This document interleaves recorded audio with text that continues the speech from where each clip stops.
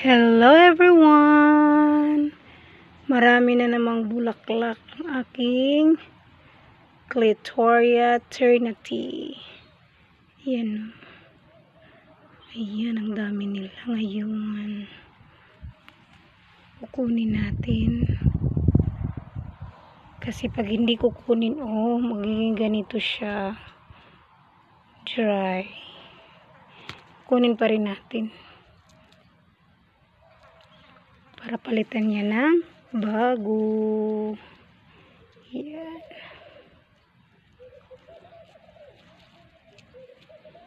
Dami ko ng flowers nito. Ang ginawa ni Madam, nilagay niya, dinry niya, hinugasan tapos gagawing dry flowers pala. Kasi marami. Ito pa sa baba.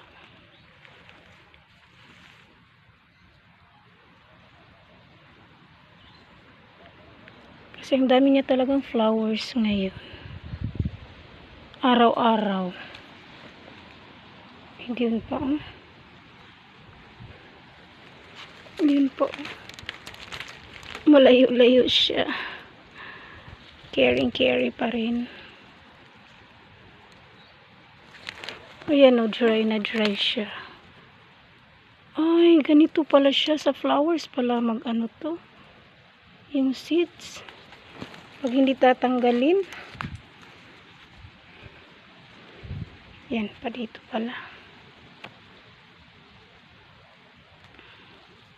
Meron na naman bago.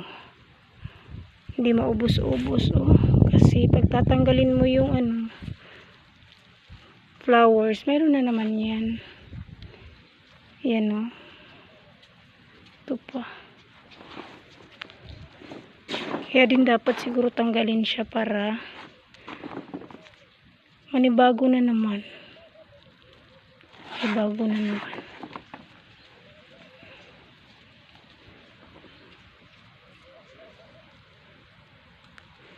Dami pa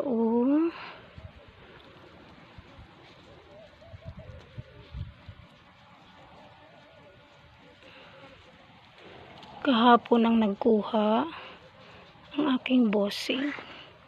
Kaya hindi ako naka-video. Kaya ngayon, nakita ko marami. Kaya kinuha ko na lang. Baba tayo konti. Ayan pa.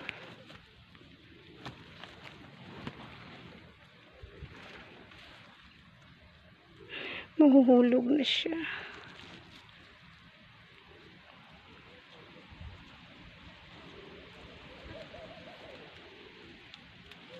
Ayan may bago na naman. Ito pa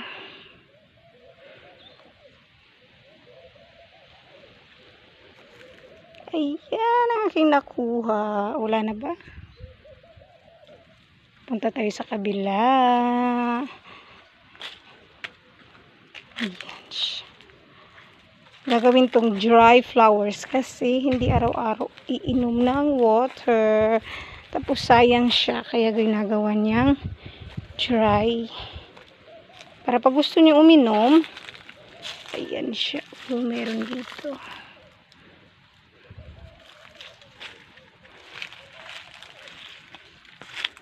Marami-rami din dito pero hindi gaya ng sa kabila. Ang dami. Ito pa. Ayan ang aking Clitoria. Ay, meron pa isa.